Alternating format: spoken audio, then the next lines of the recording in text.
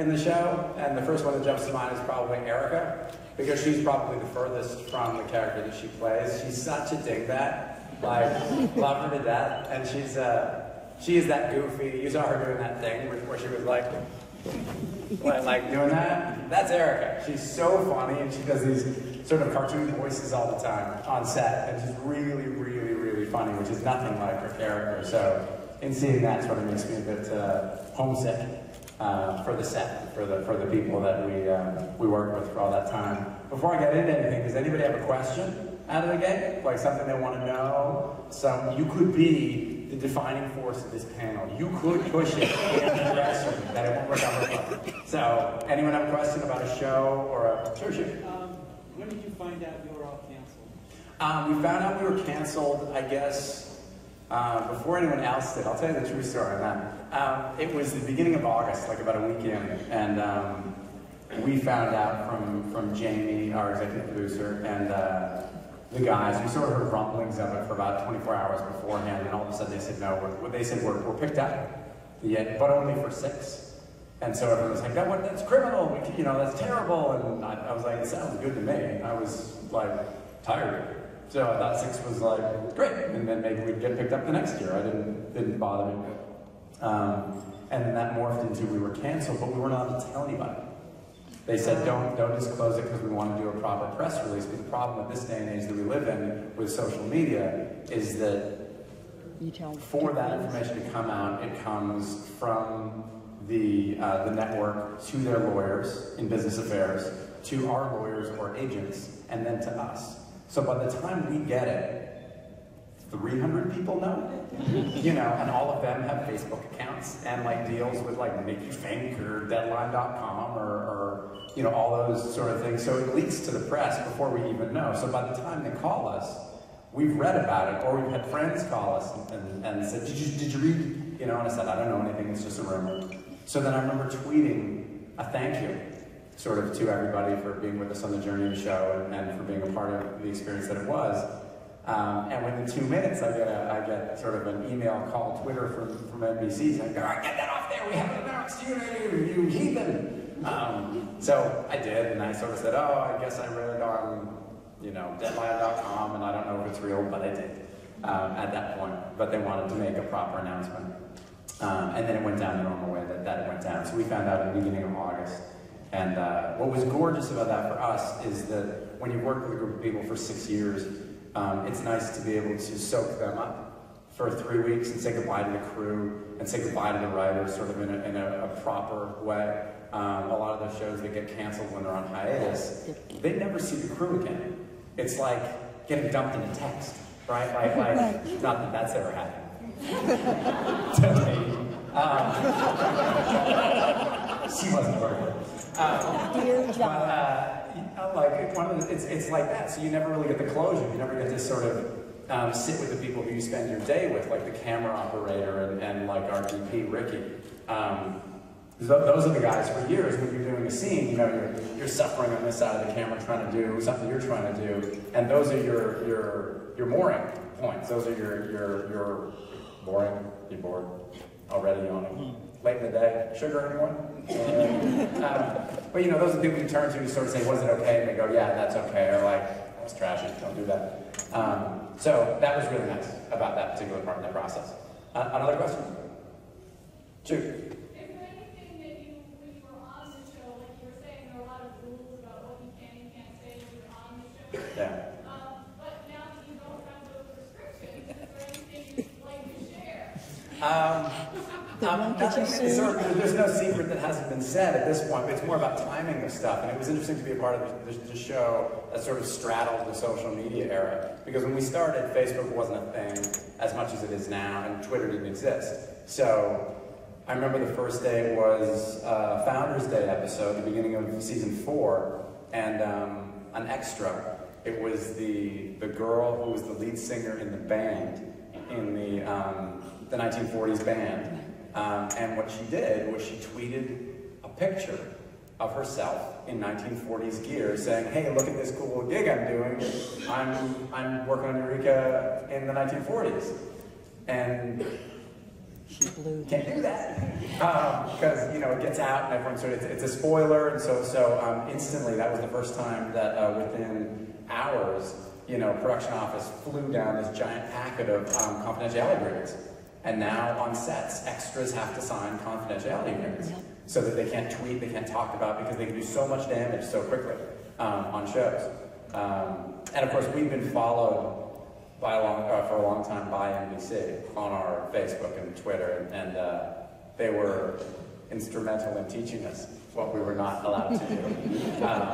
You'd get a tweet or a direct message with like, within minutes, sort of going, get it off, get it off, get it off, get it off. And you would go, okay, sorry. So that was sort of social media and the shows now. And now it's just sort of standard. In fact, in our contracts, when you sign on to do a show now, there's a social media clause about what you're allowed to do, when you're allowed to do it, and how you're accountable now for it. So you can be in breach now, which is a pretty serious deal. So, but any secrets that I hadn't told? I don't think so. Although I'll probably let something slip over the course of this. You know what I mean? Next question. Shoot. You have a lot of cool gadgets and things around the house and all that. What do you have in your living room now? Oh, I went through. Yeah, I stole a lot of stuff. Well, when we got canceled, you know, my stuff, the sheriff stuff, I took a uniform and I took the nameplate and I took a badge, and I used to take food all the time from craft service, you know, for the weekends and stuff. Guess I'm cheap like that. But I remember I went into wardrobe, and the sheriff's clothes aren't really anything to write home about. They're not the nicest of clothing, but Zane's clothes are really, really nice. So I went through with this giant sort of box, and I was like, this, and this, and this.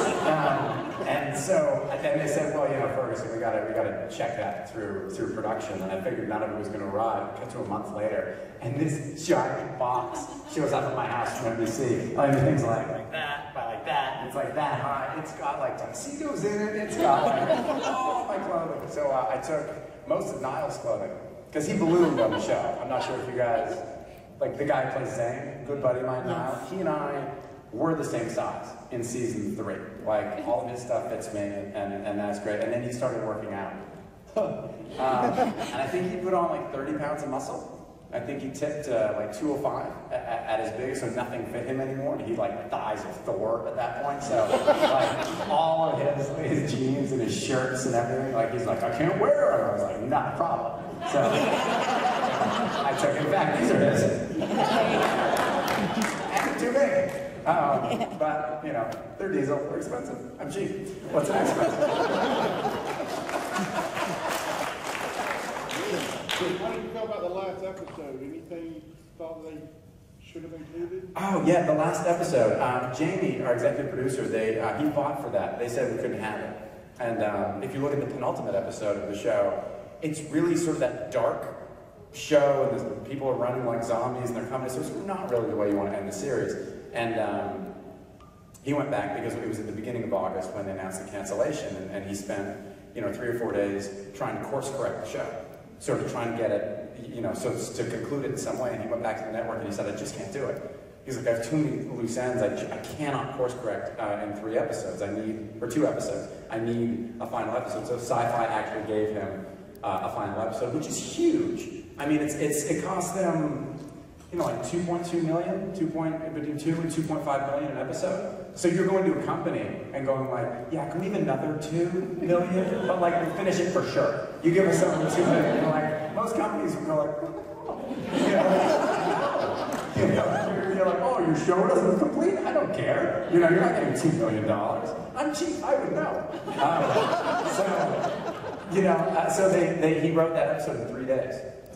Over the course of the weekend. And when we first read it, there's a scene in The Office where Matt Hastings, who's our director producer on the show, he comes in as one of the movers, named, I think it's Robert or Petro. Either way, Robert Petrovich is our line producer.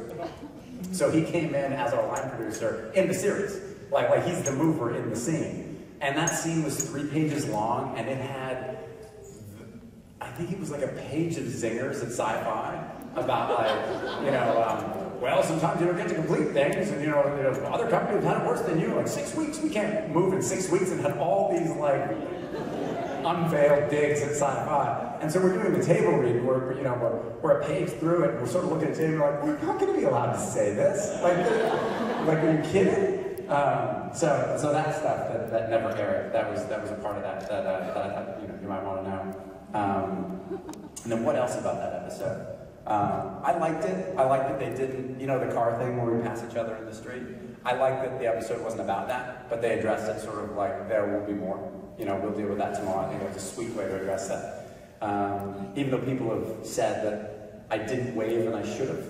It was Wave at yourself. Yeah, I probably should have. We didn't have we shot that scene so many times, Jordan and I, the first season, the pilot. When we shot that thing, we shot it on Vancouver Island, the first time we shot it, and apparently it went terribly. And then when the series got picked up, we shot it again in Vancouver. And then before it aired, we shot it again, which was Poor Man's Process, which was, PMP is the, when we shot it normally, which is a tow rig, or cameras on the car, or whatnot, which is sort of how you think you would do it. You'd be driving and you get the coverage by affixing cameras to the front of the car.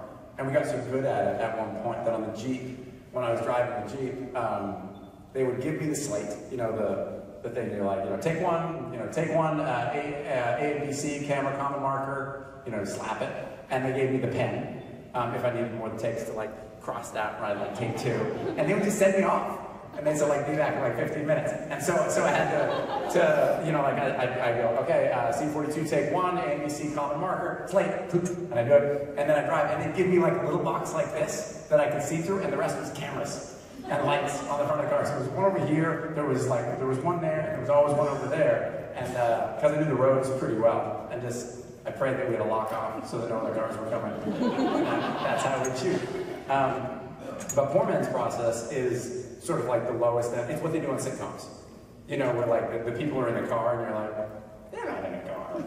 No. Where the lights are. So basically you have a light and a C-stand with a tree so that the light goes through the tree and casts a bit of a shadow on the car. And usually on the C-stand they have a bunch of guys sort of moving things so the shadow changes. And then you have 2 guys on the bumper, like every little while, sort of jumping up and down and making the car bounce for you.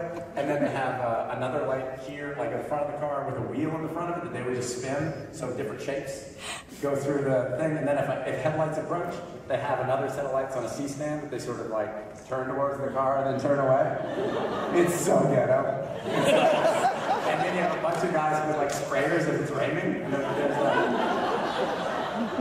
and it works. I mean, it really, really works. So that's a scene that we shot multiple times, and I guess it was 5 years ago and in multiple forms, and I forgot to wave, so that's my apology. Next question. Any other questions? That's all. All right, thank you. Were you upset that it took you so long to get Allison as your girlfriend? No, actually. I was one of the proponents of sort of stretching that out, because I wasn't sure if they could pull off anything afterwards. I mean, the fear is that the second you get together, there's nothing left, right? Like on many shows, the second you get together, there's nowhere to go. But I think what was impressive about Jamie and the writers is that there was always somewhere to go. They always sort of, nothing sort of diffused, and I appreciated that we had fights. We were together, but we had fights. You know what I mean? Or like disagreements, and there was always tension, because that's more indicative of the relationships that I've had in my life. So I assume that that's the way it works for the rest of us. Yeah. Awesome. Or really tragic for me. And I remember in the beginning they used to write, because all the scripts had been networked, and they always want sort of big drama or like big stakes. And so it was always like, Jack and Allison pass each other in the hall at GD, and they kiss passionately. It's like, in what world? In what world? At work, right? When you pass your menus. Oh, you go like, right? That doesn't happen. You can't do that. So we would sort of always downgrade that to what we felt was believable. And that was a joy working with Sally for that, because she was always on the same boat with that. What now for Colin? Thank you. I'm developing stuff, so I'm writing a bunch of scripts and I'm digging stuff out of the archives that I started when I was in college and seeing if anyone's interested. They're not. It's amazing why that stuff is in the archives. Like, maybe that's where that belongs. And then at the same time, I'm fielding stuff from the networks. I did a pilot for the WB and Fox this season, and that's not going to go, but it was a good experience to sort of do that. I'd like to stay in LA because I worked for 6 or 7 years out of town, and it'd be nice to sort of, you know, get a relationship going and keep it going, because that gets old. You know, breaking up, it sucks. So that's a goal at this point, to get a relationship working. We all have dreams, man.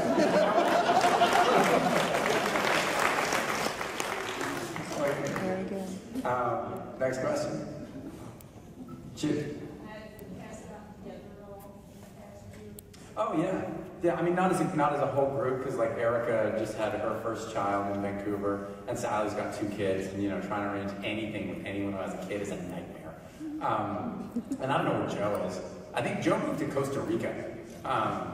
Typical Mormon. It was great, but you know, I will go down there and see him. But Niall, who plays Zane, and Neil, who plays Fargo, are roommates. So I see those guys all the time. I know, right? Could you imagine like 2 more, like, because Neil is so laid back and so easygoing, and Niall's a bit OCD with like, this is filthy in here. So their personalities sort of switch a little bit, which is really cool. But I see those guys every week, and we help each other go on tape and stuff. Niall's actually the new lead actor in Primeval New World, which is the American Primeval reboot, and I play his nemesis. Oh, good. Dinosaurs. So he was shooting that up in Vancouver, and Martin Wood and the Stargate crew do you guys know Martin Wood?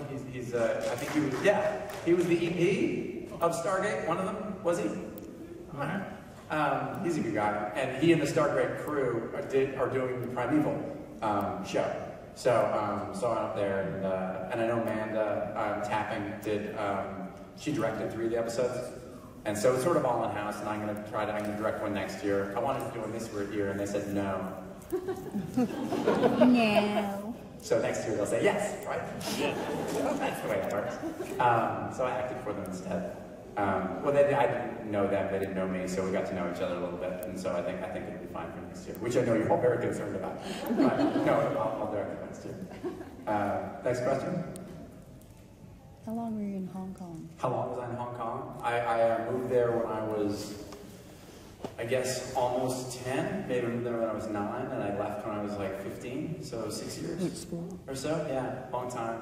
I grew up, I went to the international school system over there.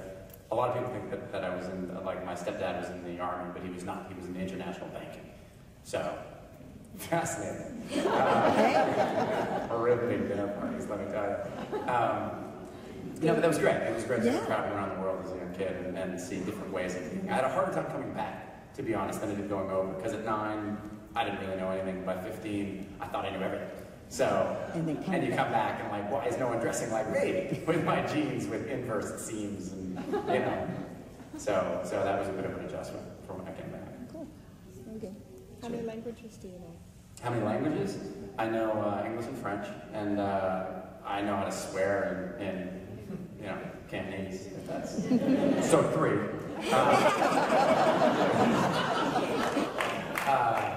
It was great living there. It was really, really fun, but they always wanted to practice, you know, English. And I was a little kid, so I was patient, you know.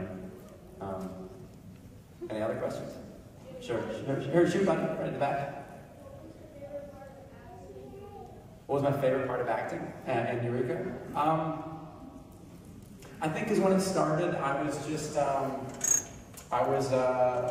all my friends were, you know, and I'd always wanted to be on a TV show, and to be, you know, the lead that was a dream I wasn't, you know, didn't even know was there. And so to achieve that, to go after something that you weren't sure was possible, and to get it was probably, it took a long time for my head to understand it, if that makes sense. But I'm grateful for that. That was probably my favorite bit personally. what I enjoyed, what I got out of it on a selfish level. But on a sort of more personal level, I guess, it was the family that we had. You know, watching Jordan, who played my daughter, she was 13 when we did the pilot. I was at her 21st birthday, like, recently. What a shit show. And so to watch her grow up as an artist, you know, and to sort of come into her own and watch her approach scenes and sort of not do them right and not really know how to do it, and then by the end of it, sort of really know how to attack a scene was huge. And to watch the other actors sort of go from, you know, normal workaday actors to actors who were regulars on a show and with confidence, and to watch people sort of bloom was brilliant to see. It was like everyone, like we were each other's kids, in a sense, watching each other grow. So that was cool. That was really great. And the fact that it was enjoyed by people is you know, phenomenal. So let's say all of that together. And then the stunts. I mean, I whine about it, but doing your own stunts rules. You know, like you do wire work, they attach you, they put a harness on you, and you put a uniform on, they pull you up into the air and drop you, and you're like, that's awesome, let's do it again. So, yeah, exactly, take after take, and you have concussions, and it's fun. Well, it's stuff that you don't get to do, you know, and it's stuff that's not really, you weren't sure if it was going to happen, and so that it did is really, really cool. So has Eureka now ruined you for, like, you don't want to go back to a sitcom? You want to do more sci-fi shows? Do you do that? I'd love to do it, but it's like we got to do so many different movies on the show. Like, because we got to do our Journey to the Center of the Earth movie, and we got to do our time travel movie, and we got to do our you know, to space movie, and so we got to do so many different movies within the show. I feel like I've got to live a bunch of different lifetimes, and my body would love to heal at this point. Like, because we were doing, it was the final season, and this shoulder got separated somehow, and I didn't know what it was, and I was putting on my harness for some wire work. I was talking to Alistair, the guy who lifts me up and drops me. A good guy to know well, like to be like, you good, you know, can I get you some? And he was like, wow, that's really pop, that's really, what is that? And I go, I don't know, it just really hurts when I move it. And he goes, your shoulder's separated. And I was like, okay. How's that? And so he said, that's going to take 2 or 3 years to heal. He said, but it'll just go back in. So like, so I don't have to see a doctor? He's like, no. I was like, cool. So it's still, I guess what sucks about it is that I've been sleeping on this side. I know, information you don't need, right? But like, I've been sleeping on this side for a year. How boring. Like, oh my God. In the middle of the night when you want to turn over and you're like, I can't. So it's little things like that a sitcom would be awesome for. Just like for a year or two, just to sort of like so the feet can heal, you know, as you do. Sure. What's the worst you ever got injured doing your stunts? Oh, the burns probably. Because they hurt the most right out of the gate. Because you're in the middle of a fight sequence and you know, like you're separated, but you're like, man, it'll be fine. Oh no, the elbow. Take it back. The concussion was bad. The concussion was bad, but that's just like a sort of a vicious headache, so that's fine. And if you drink enough, you don't feel it. But I hurt this elbow never healed, which sucks. I blame Joe Morton for that. And then, no, probably the burns, because they hurt the most. And I guess it was the first season, end of the first season, I'm beating I have a bat in my hand, and I'm beating the nuclear reactor that's inside Sarah. You know that one? Mm-hmm. Okay, so I'm hitting that, and the way they do the squibs is they have little wires that attach to little explosives. And the thing about little wires, when you're hitting something with a bat on which they are attached, they move. So they were supposed to go this way, but because I'm incredibly strong, they sort of fell this way, so they shot at me, and they lit me on fire here, and I'm trying to do the scene, but one of the coals sort of stuck, you know, right there. Afterwards, I'm trying to do the scene like naturally, and you know, you're on fire. So that hurt for a while, but I made a point. If you watch at the end of the episode, I'm doing the scene where I'm sleeping, and I have my arm up on purpose for the insurance claim, so you can see the burn. That was all there. But it's fun to sort of, cut and you're like, ice, ice, ice, can I get some ice? And they're like, yeah, we can get you ice because we're resetting your light. You got 5 minutes. All right. But the worst scene that here's the worst injury that we had on set, though. It wasn't me, because I'm wily coordinator. But my stunt double, one of them, who was it? It was Trevor. We had two. We had Heath, who broke his feet. It was Smallville. He was working on Smallville when he broke his feet. You get too close with these guys. So Heath was doing this basic jump, and it's not something you'd think that he'd hurt himself. Like he was jumping off a stage onto concrete with bare feet and shattered both his heels.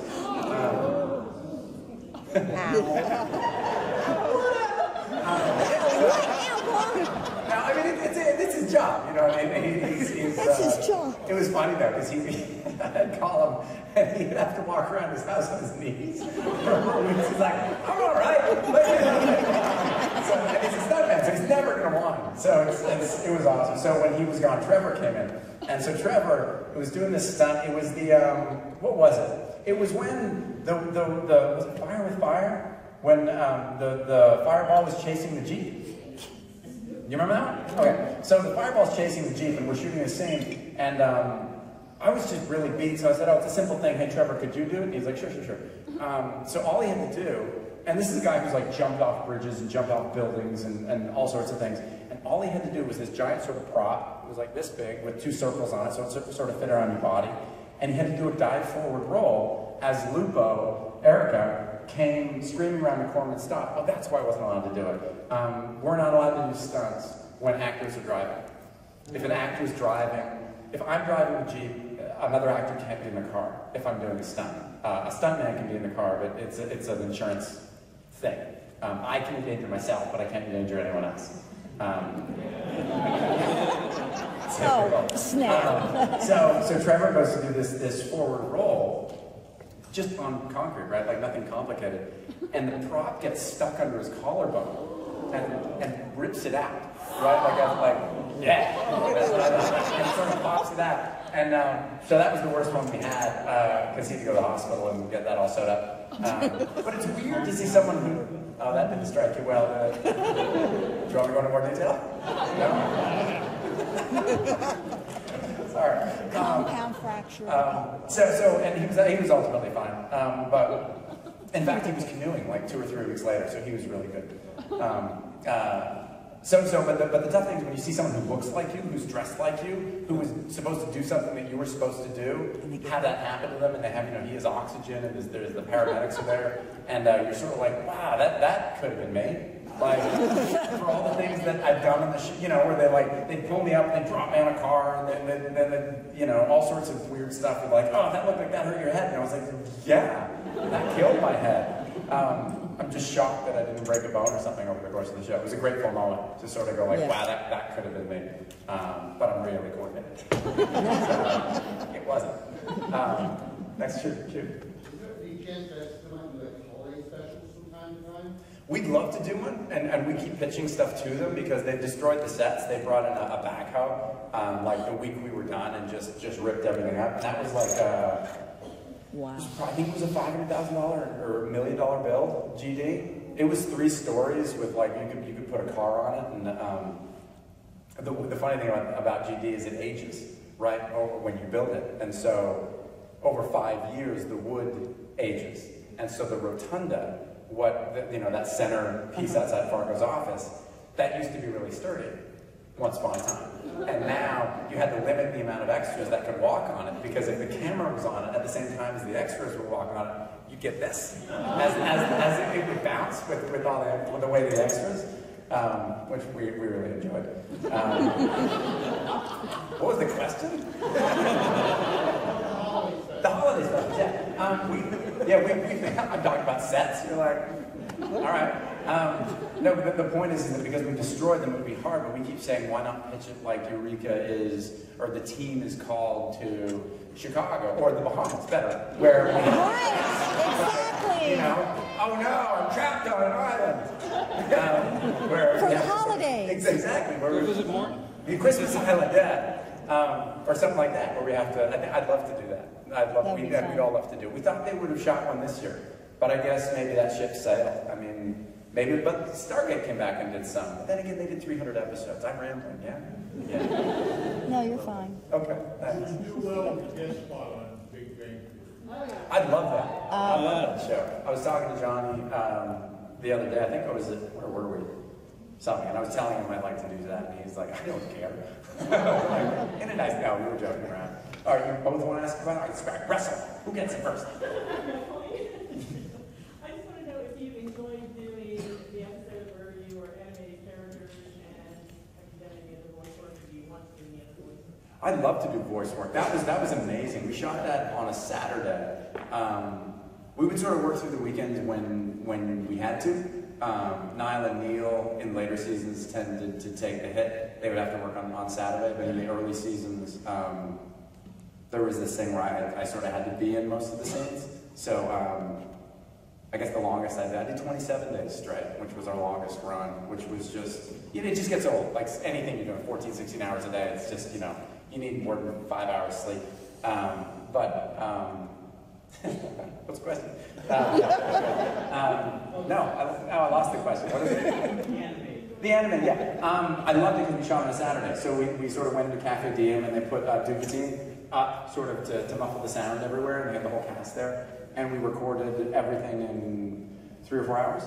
And I was like, this is animation? I want to do animation. Like, this is the whole episode in 4 hours? I was like, yeah, that's amazing.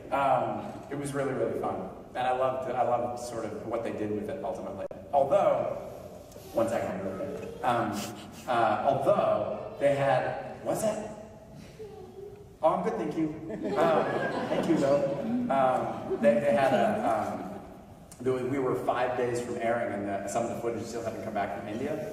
Because we sent, I guess, the really realistic cartoon footage, the 3D stuff, got sent out to India, and we weren't sure if it was going to come back in time for Christmas, which you can't really air the episode after Christmas, so we needed that to happen. Mary, and then I'll get you right there. I want to know, do you have any practical jokers on set? We did, but unfortunately we had so little money on the show, and we always wanted to do so much that we didn't have time to sort of do big practical jokes. But we messed with each other for sure when people were doing stuff. Once we got one in the can, we were good to sort of mess around, but there was no sort of big story except for sort of Jamie jumping out at me from time to time. You like to frighten me. I don't like to be frightened. So I can't even watch horror movies. Or like if I'm watching a sitcom where the person makes like 2 dates for the same night, I'm up. Like my suspension of disbelief is just like, oh, I can't believe you did that. So what's that? Halloween Horror Nights. Yeah, oh, well, that I'm okay with. Except though, I want to see Alone. Is that the thing that's here? Is it what with it? Yeah, Alone, you seen this place? It's like, those haunted houses that you go into and you go with your friends and people jump out at you and all that jazz. You go in alone. Right. And you book a time, and it takes 15 minutes to go through it, and you go through alone in the place, which would be great. I'd really like it. Oh, you say you're like, no, it wouldn't actually, but it would be awful in here. Me too. Now the show is over. In hindsight, do you have any things that you wish would have happened, some directions that should have gone, advice that you had? I was surprised. I guess what I learned over the course of it is it takes so much time. I mean, I'm not confrontational in my nature, but because the show is so important to me, I fought very hard for certain things over the years. And I was just surprised how long it took. Like in the first season, we lost our showrunner, Andy, who was the big creator of the show. He was let go after first season. And then we had Charlie came in, and Charlie ran the show for season 2 and 3. And that was going in a direction which was sort of by network mandate, which was very end-of-the-world stakes, stuff like that all the time. And we kept wanting to go more character with it. And then when Charlie's contract ran out, Jamie took over the show, who was the co-creator from the very beginning. And because at that point in time, Alphas was starting up and Warehouse was kicking in, they had other things to focus on. So they would let us do more of the stuff that we wanted to. And we got to do character stuff that I wanted to do more in the beginning, like season 4, 5, and season 5. And bits of season 1, that was also sort of where we sort of wanted to go. So I was just surprised how long it took for that change to take place. Not that we were wildly unhappy, but you kept pushing for it. And that's the stuff that I was itching to do. Like the Jack of all trades episode where we did impressions of each other, and like Smart Harder, where just to sort of really sort of stretch our performance stuff. But maybe the network had the right idea, maybe we weren't ready for it, and then we needed to grow as actors before we could do it. I don't know. I don't think so. But, maybe that's what they thought. 10 more questions? We got time. What's your question? In your free time, you've been doing more stand-up. I used to do stand-up. I was an improviser for years, and I think that's what got me into film, is that at a certain point I just got tired of the transience of it. Sort of like you do it, it would go. I would like to do more of it. I started to do a bit of it. There's a real rush to it, because you never have any idea what's going to happen. And I'm always surprised by my own idiocy with that stuff. So I like that, I think. So I would like to do more. I think, improvising than stand-up. Because stand-up can be, it's a real art and it's a real dedication. And I'm lazy and cheap. So I'm gassed. My relationships don't work out here. I don't understand. Yeah, oh yeah. Well, my buddy, you guys know Leverage, the show Leverage? Yes. John Rogers runs that show, and he and I were stand-ups in Montreal in '92 together. So I've known John for a very, very long time. I'd love to work with him. And we doesn't call. So I can take a couple more questions. Call him.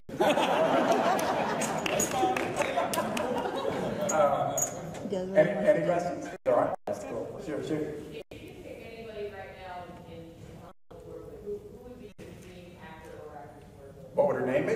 What would her name be?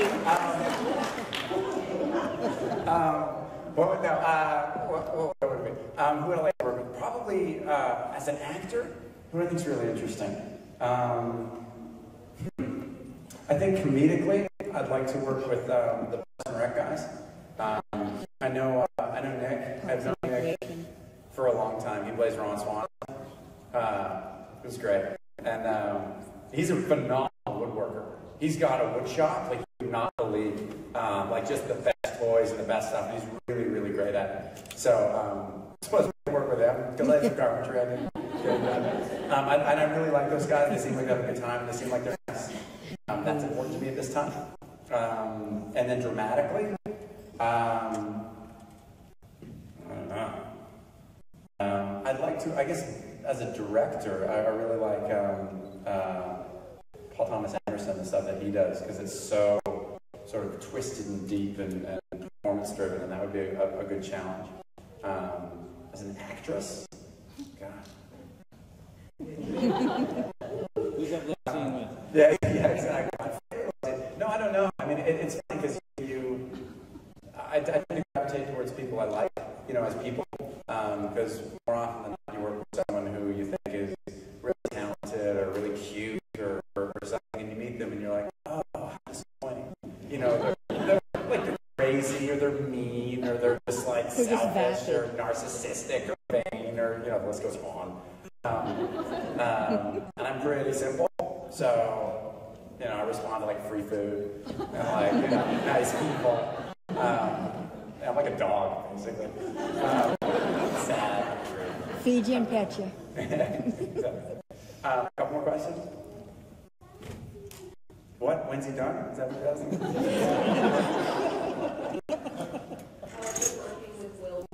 I can't believe you spoke over her. What were you thinking? How's it working with Will? He's great. Will fit in sort of immediately. We cast a couple people over the years who did not fit in. And they were supposed to have longer arcs, and they did not. They were cut short. Not because they were mean, just because the fit wasn't quite, right. But Will and Felicia sort of fit right in instantly. They were, really smart, really generous, and really funny. And they brought a lot of energy and a lot of decisions to their work. They decided who their characters were. And that fit in really well with us. They joke around a lot, which we do too. We don't take it terribly seriously because we take it so seriously, if that makes sense. Those jobs where you joke around a lot about stuff because, when you lose the line, you gotta go. Everybody's on point. It's very military, a film set, or ours was. There was no fat on that film set. It was everybody knew their job, everybody knew what to do, how to do, when to do it, and I respect that. And they're real pros, so I like that a lot. So, yeah, he was great. And he's a hockey fan, so he's amazing. I do. I tend to renovate my house incessantly, which is, I guess is a hobby of mine these days. Although it's endless. You guys renovate it, and you're like, what a nightmare. I know more about kitchen faucets than I ever want to know. I can make dishwasher models that, this gets 5 stars. Just what a horror show. So I hate my hobby. Consume yourself. No, but I know, about reclaimed hardwood and that stuff, and I used to do a lot of it, but now I tend to hire it out. It's funny what's happened here. This is the boring answer ever. Really, what's happened to the price of materials these days as compared to labor. So I do a lot of that. I like to go to movies. I'm pretty much a homebody. I stay home. It's hard to get me out of the house. But you will not get me out of the house because then sometimes I stay too long.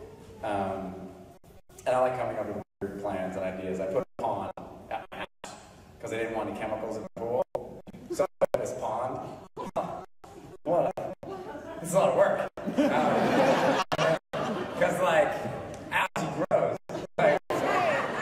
You don't want it to. And, so I'm still working on that. It's going great. But I'm convinced I'll get it to work at some point. What's that? I got UV light. I got the Micro 400. Let's talk.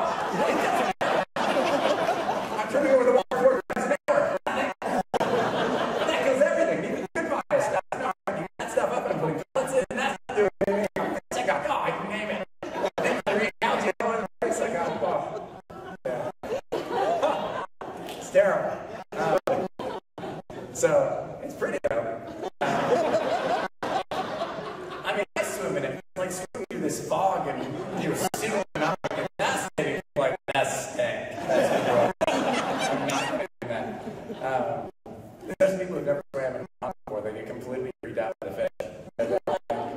And they put in the wrong ones. They bite me. There's so many of them. They multiply like so much. You're freezing still, and you're like, these little krill buggers that they're on the bottom where pneumonia. I don't know. And so I put this trap to kill the ones that bite me, and I got a bunch of the shrimp, and I tried to throw them back in, and it's saw on. It's like the sharpest thing you've ever seen, and it's a stick there. So people don't swim. But I'll figure it out. So that's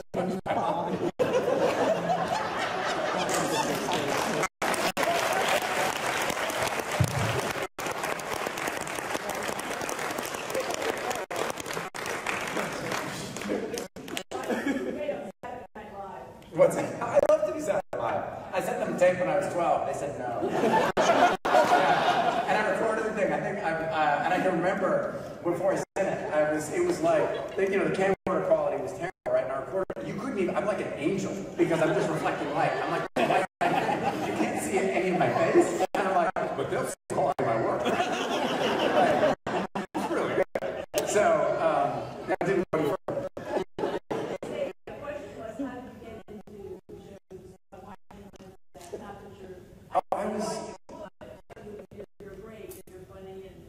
No, I was really shy.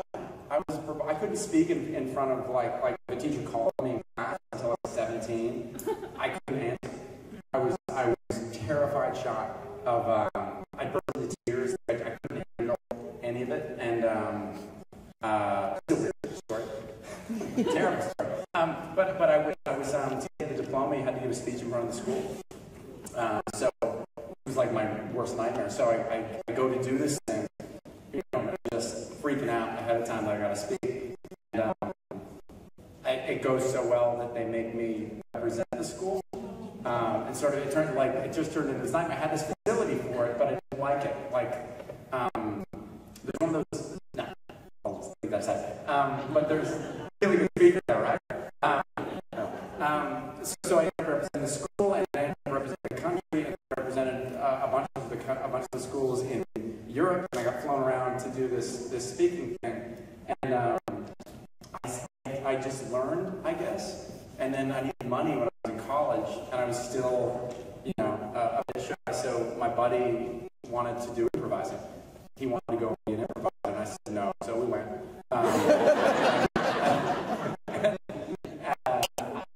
It didn't work out for him, but I was selected sort of on the spot. And we started improvising bars when I was 18. I needed money, so being cheap, shy, and I started like that. And I guess I just got positive reinforcement, and like the people kept sort of saying, no, you're not done yet. You can keep going. And then ultimately it burned off the giant before I grew up. That's sort of awesome. Okay, that's it. All right. Yeah. I just got for the club, really. You know, like at a certain point, you just think, okay, well, when I'm done, and I'm like, I had a good run and great, I'll do something else. And it just didn't, unless it just has. I don't know. But I think it's doing good. Last question. Jim. I hadn't met him until this year, and this year because it was the final year of the show airing, and because I wanted to say goodbye to it, I guess I've done like one a month for 6 months, and these are really, really cool because these are small, and you get to sort of talk to people and people's names. They're very, very different. They're much more intimate. The bigger ones, crazy. They're great. You see all sorts of crazy things and big parties and things. But these ones are chill. You feel like you have time. Like if this was at Dragon Con, I would be off stage. You know, you think, look, we got another party, get off, and whereas these can sort of go over time. And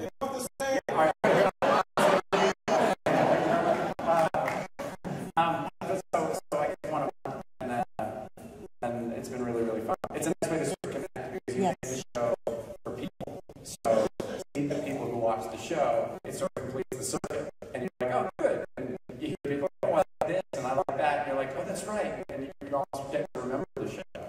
All the effort that people put into it. So it's an important thing.